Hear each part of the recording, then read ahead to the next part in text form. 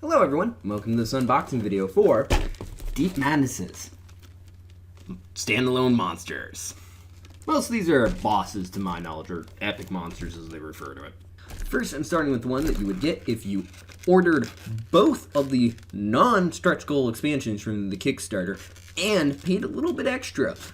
Pretty much getting this for really cheap. I don't know if you could actually get it separately, but it is actually two monsters. It is Penitent and Forsaken, both epic monsters. So I decided to do all these as one video because really I don't think these are going to be a lot of content. It'd be like doing the Kingdom Death Monster models one at a time, which I only do when that's what I got at once. Or more aptly, the Imperial Salt models one at a time, which I usually get 3 at a time. So, we've got a pair of models, some large cards, and some small cards, which is exactly what I expected with it. Some of these have more than just the model, like they have little monsters that go with them, but I still don't think that adds enough for me to warrant a whole branding video. So, it is 10 cards in total by the looks of it. My guess is, oh yeah, just off first glance, these are not English. I appreciate that that's done. But like I said with the Dark Souls videos, kind of would appreciate it if they were done separately, which they did do with most of this game. Everything but the standalone packs. So we've got Penitent and Forsaken right here. Funny enough, only one of them has a double back. I think they're supposed to both be epic monsters, but whatever. I may have actually gotten a printing error now that I take a look at it, because all of the other ones in English aren't in English, are double-sided. So I'll double-check that later. But regardless, to my knowledge, these are both supposed to be epic monsters. So on to the small cards, which there seems to be a good amount of. And I don't know why these would be in multiple languages unless there's other stuff that comes with them. Oh, because I'm thinking of how they did them in Dark Souls, where the names all remained the same spelling. Not only are these all for one monster, it is 2 of them for said monster, once you break it down into the actual languages. So there's 10 cards here in total, but not all of them are needed. Then let's move on to the monsters themselves. I'm gonna try to figure out, so this is Penitent. It's got a feminine figure on top of this squid-like Cthulhu body. It's almost pumpkin-like. And then we have the Forsaken, which is just a mass of writhing tentacles that look kind of spiked and everything. Alright, so next up we have Dimensional Rift. This one was a standalone. Most of these are not Kickstarter exclusive. The following one, the third one, is, but the rest are not. So you should still be able to get these without having to go through eBay and stuff, or waiting until they stop being Kickstarter exclusive, which is usually how this stuff works. So we've got large cards, small cards, and the single model, which I'll start with, which is this tentacle monster with humanoid legs and 2 giant pillars, and it's got a uniquely designed base. I did love the way that they designed all these standalone models.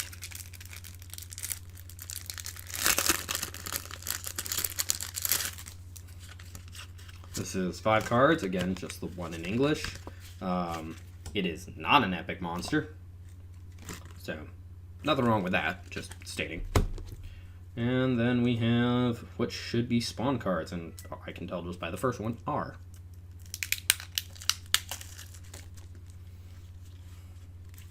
But only 2 of these for each language, which is the same image as the large card.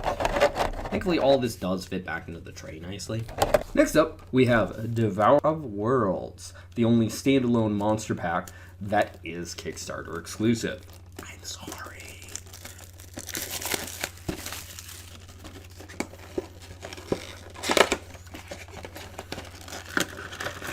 Package pretty much all the same, although this is a much bigger model. I think this is the biggest model that I've opened up so far, possibly the biggest in the game. So we've got the Devourer of Worlds. Again, these are just in other languages,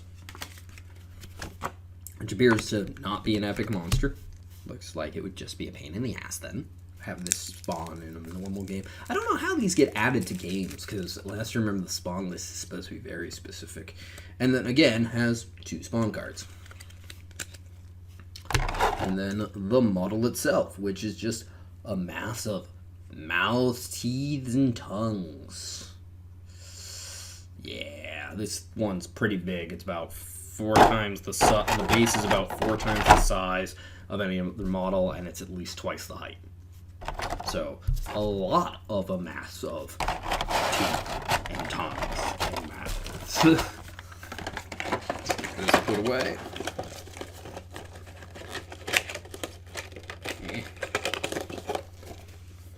Move on to Insidious. So this is supposed to be one of the ones that comes with other models and everything, as is the last one. The next one, which will be the last one. Same kind of packaging by the looks of it. Yep. Although the cards seem to have completely come separate. Not like they didn't come in here, they just came apart from the whole thing. So there are 6 of these little angry demon-like things. I really do not like to fit back in the box.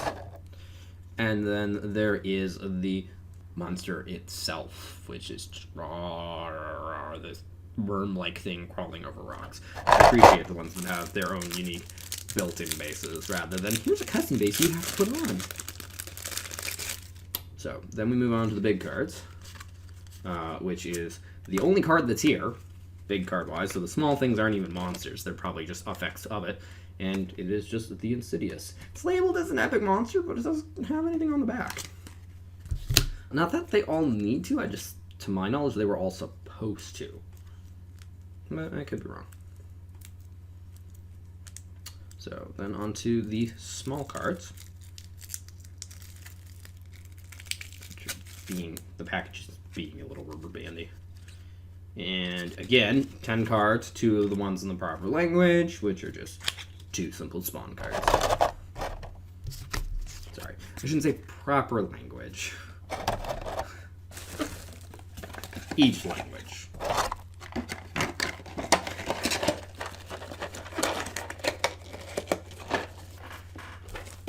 And then lastly, we have Spawn of the Sleeper. I'm guessing that's the non-copyright way of saying Star Spawn. Not that I think it's copyrighted. Last I remember, all of H.P. Lovecraft's work is open source, because he just wanted people to use it and enjoy it however they saw fit. Although a lot of investigators in games are copyrighted because they're copyrighted by the company that made the game. So he's got 6 of these spiky tentacle tower things, and then itself, which looks definitely like either a Cthulhu or a Star Spawn does, except just the upper half. He looks like he's made of a bunch of tumors. Sadly, you can see almost every line in which of like where he is assembled and stuff, like the neck, the wings, the arms, everything. Oh well, that's what putty's for. Then on to the Insidious itself, or not Insidious, that was the last one. The Spawn of the Sleepers cards, which are, unlike the other ones, do have a card for the individual set of 5 figures and for the monster itself, which also is not double-sided. Although the tentacles are. And then spawn cards, I'm guessing. Boom, boom, boom. Yep, just for the Spawn of the Sleeper. Here we go. And with that, that is everything, folks. Thank you for watching. I hope you enjoyed. If you did, feel free to press the like button. If you think somebody else will enjoy this, please share this video. If you didn't like this video, go ahead and press the dislike button. I won't mind, but please leave a constructive comment as to why. Also, if you want to, feel free to comment in general, such as if you want to see me do detailed overviews of any of this stuff before the content after the core game, or if you want me to paint any of this in advance. That would be where you ask. Also, if you want to see more like this, be it more unboxing videos, my board game overview videos, or my painting videos, all three of which I'm planning to do for this game, and anything else that I might do on this channel, feel free to subscribe. Regardless, thank you for watching and have a wonderful day. Bye-bye.